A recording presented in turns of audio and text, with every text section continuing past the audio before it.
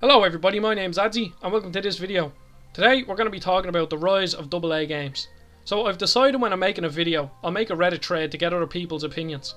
And I had the idea of making a AA games video, and that's why I'm making this video. So I asked Reddit, and to my surprise people thought I mistyped and meant to ask about AAA games, not AA games.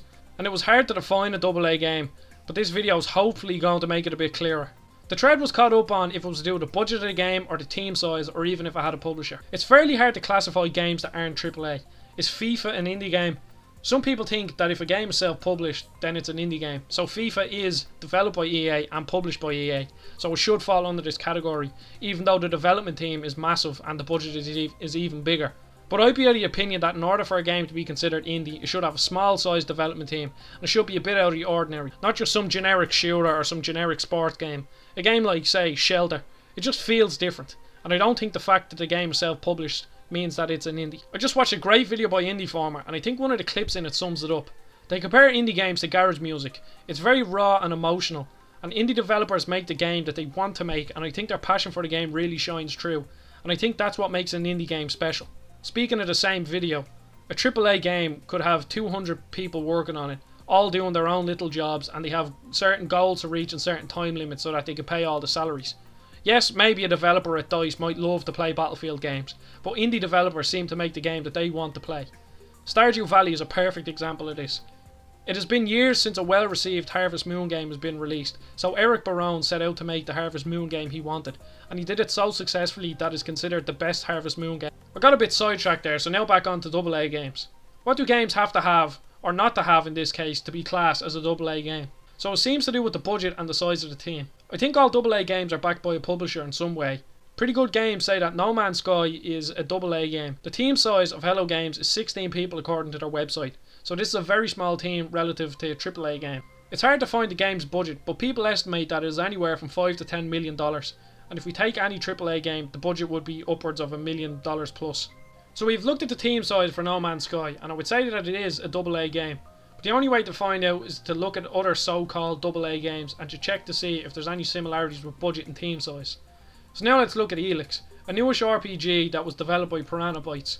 They had 25 permanent members of staff, which is again only a small portion of the team size of a AAA studio. They are known for creating the Risen and Gothic series, two series of RPGs that have earned a cult following similar to their newest game Elex.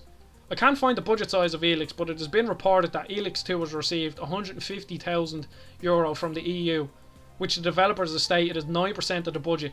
By doing some quick maths because I'm a genius, that means the Helix 2 budget is €1.7 million, which is even lower than No Man's Sky budget, and Helix 1 would have an even smaller budget than this. Developed by Don't Nod Entertainment, or Don't Nod Entertainment, whatever way you want to pronounce it, a more recent release, Vampyr, has seen good reviews, sitting at 70% on Metacritic. With a team size of only 13 people, I think the game has done very well for itself. To be compared to The Witcher 3 is a great achievement for any small development team. It's a running theme with this video, but once again, it's hard to find a solid budget size. But the publisher said that the game will be considered a success if it sells 1 million copies. And it's on track to hopefully reach its 1 million goal, selling nearly 500,000 units in its first month. Now on to Hellblade: Senua's Sacrifice. This game sparked a lot of videos and articles about AA games when it released, and this is the reason why I'm making the video. Now, I think this is when it becomes really difficult to classify these games. We can see that a small team size like Vampyr, Helix and No Man's Sky, as well as a smaller budget than a AAA game, makes a AA game. However, it starts to become tricky. If you look at the animation and overall production quality of Hellblade compared to Elex, you'll quickly realise that the studios that created them are quite different, but people still like to classify them both as AA games. Now I know you can't judge it off the quality of the game, because if you take say Borderlands 1 and Bioshock 2, they're both AAA games that were released within a year of each other. But the overall production quality of Bioshock 2 is a lot better than Borderlands 1 in my opinion. So where does Hellblade lie? Well, Ninja Theory themselves claim they're making an indie AAA game. They said that it was middle ground between low budget indie games and high budget AAA games. So to me this seems like the perfect example of a AA game. Now this is where I kind of contradict myself. I think a small to medium sized team is important for a AA game, but I don't think you have to have it to classify the game as AA. According to their LinkedIn page, Ninja Theory have 131 people working for them. I know not all of them are programmers and artists, but they have a larger team than the other three studios I mentioned before.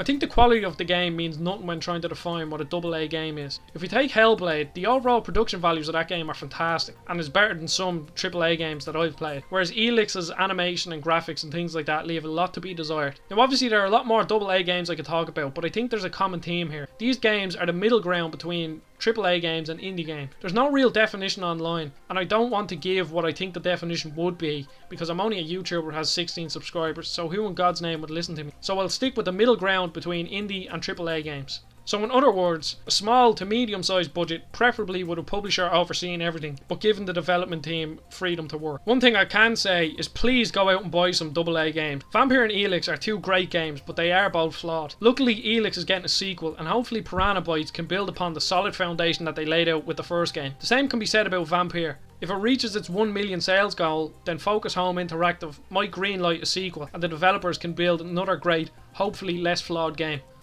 So thanks for watching the video. If you want to continue the discussion in the comment section down below, feel free.